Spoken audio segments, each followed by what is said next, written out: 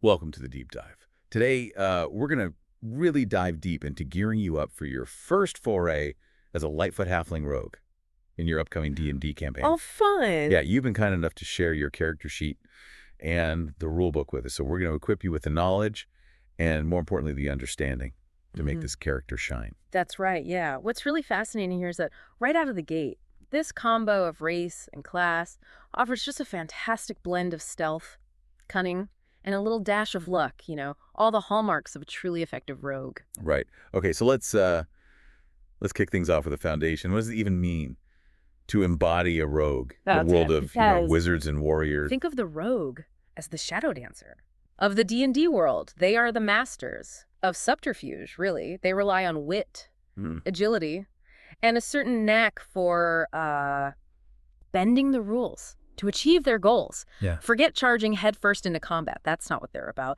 They're all about calculated risks, strategic positioning, and exploiting every advantage they can find. Right. And it seems like your Lightfoot Halfling heritage plays perfectly into that, right? Just glancing at the character sheet here, these racial traits look tailor-made for a life in the shadows. Oh, absolutely. Absolutely.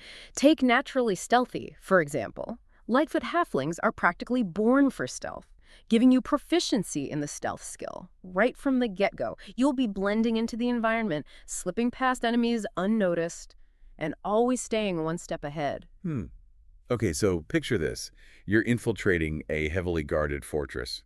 How does halfling nimbleness come into play? Okay, yeah. That's where your small stature becomes a huge advantage. You can weave through the legs of larger creatures, squeezing through narrow passages, and basically becoming a ghost. On the battlefield, it's all about using your size to outmaneuver and outsmart your opponents. Right. Okay, I'm already loving the image of this nimble, elusive character darting through the shadows. Oh. But what about when things get a little more hands-on? The character sheet mentions Thieves Tools. What exactly are we talking about here? The rogue's bread and butter. It's more than just lockpicks. Think ball bearings for creating, those slippery distractions, stringing a bell for luring guards away, even a crowbar for prying open doors or chests. It's all about using these tools creatively to solve problems and gain an edge in any situation. I'm seeing a theme here. It's not about brute force. It's about being resourceful and adaptable. Yeah. Now, speaking of tools, let's not forget about weapons. You've chosen a dagger and a short bow. Two classic rogue armaments. Yeah. Both excellent choices for a rogue who needs to be versatile. The dagger is your up-close and personal friend, silent and deadly, while the short bow gives you that option to engage from a distance with surprising accuracy. Remember, a rogue's all about choosing the right tool for the right job, and sometimes that means switching things up on the fly. Right, okay, so you got your tools for infiltration and your weapons for when things get dicey, but what truly sets a rogue apart? What makes them so effective in a world of magic and monsters? That's where those signature rogue abilities come in. At first level, you've got a trio of skills that form the foundation of your roguish prowess: expertise, sneak attack, and thieves' cant. Okay, let's start with expertise. What makes this ability so crucial?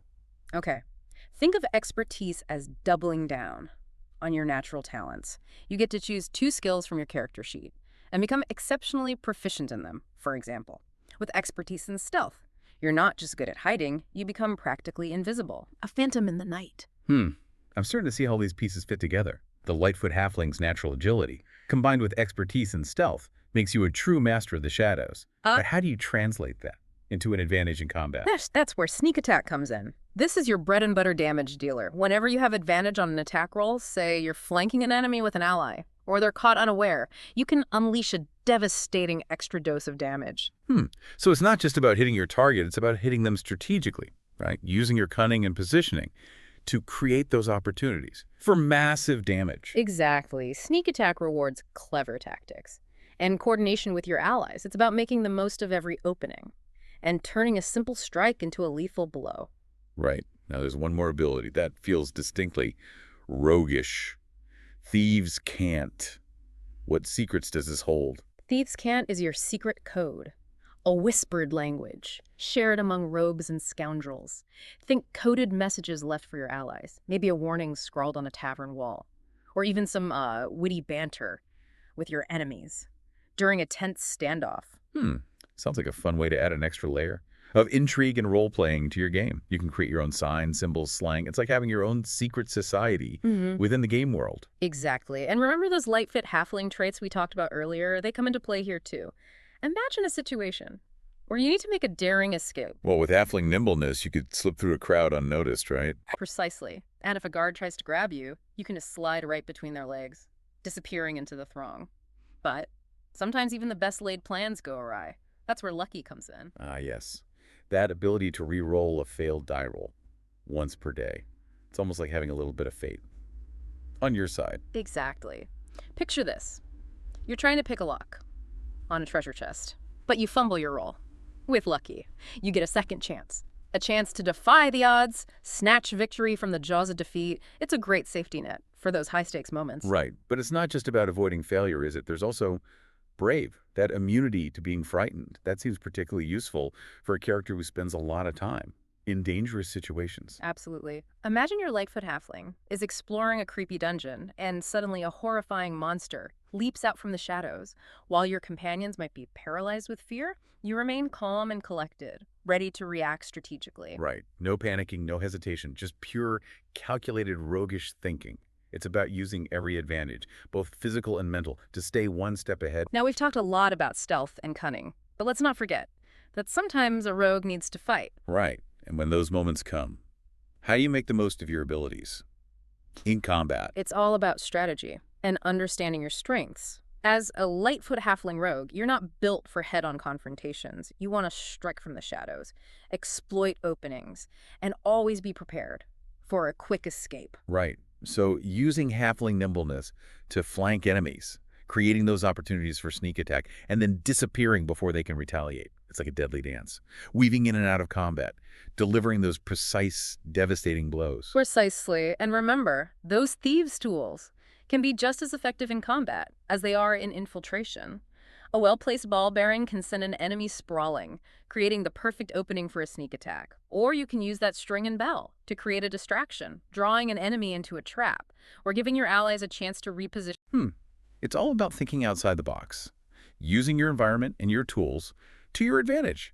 It seems like there's a lot of potential for creativity and improvisation with this class. Absolutely. And as you gain experience, you'll learn to anticipate your enemy's moves, exploit their weaknesses, and turn any situation to your advantage.